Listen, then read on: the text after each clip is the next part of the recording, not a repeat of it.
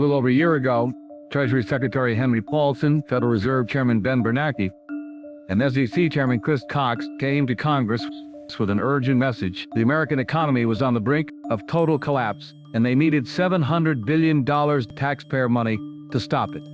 I became acting Comptroller General in March 2008, just as that was unfolding in full bloom. If the Congress determines that federal intervention is needed here and federal assistance is provided, there needs to be a rigorous board put in place to oversee this process. The Secretary of Treasury, Hank Paulson at the time, he created the first draft of the Troubled Asset Relief Program, went to Congress, but it was very much viewed as like, he was asking for a blank check with no oversight. He gave us a 3-page bill that said, give me a blank checkbook and put $700 billion in it. We're on the precipice of a potential depression. A lot of their customers are freaked out, waiting to see how low the Dow will go. When the crisis occurred and Congress responded, they really needed oversight. When Congress took what Hank Paulson started and they turned it into like this 800-page document with all the structure and oversight built in,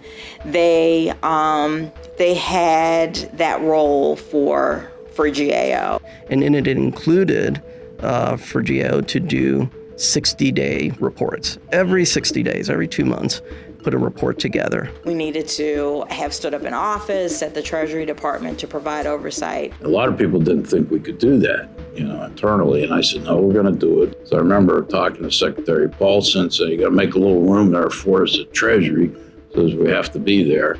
And we were able to work with them. That's no small task when you look at the size of TARP and the speed at which it was set up.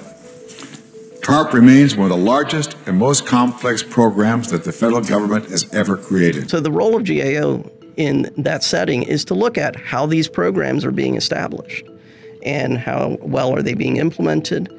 And along the way, is there anything they can do to improve to make sure the right people are getting the right assistance? We've had over 36 recommendations in those reports to make sure that better controls were put in place, that there was a better oversight, greater transparency and accountability. Treasury's agreed with the vast majority of those recommendations and has partially or fully implemented most of them. However, many remain outstanding, including putting in place a chief of the home ownership program. We provided Congress lots of information, oversight, and we were really their eyes and ears on the ground in terms of what was going on. We have this $700 billion program, been a focus of numerous audits, hearings, and reports. And at every stage, each of you has brought more transparency and accountability to the activities of Treasury.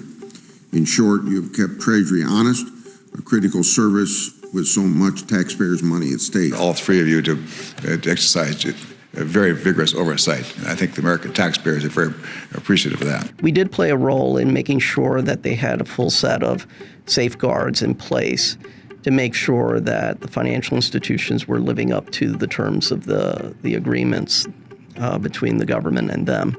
And that included things like they were not to pay dividends to their shareholders.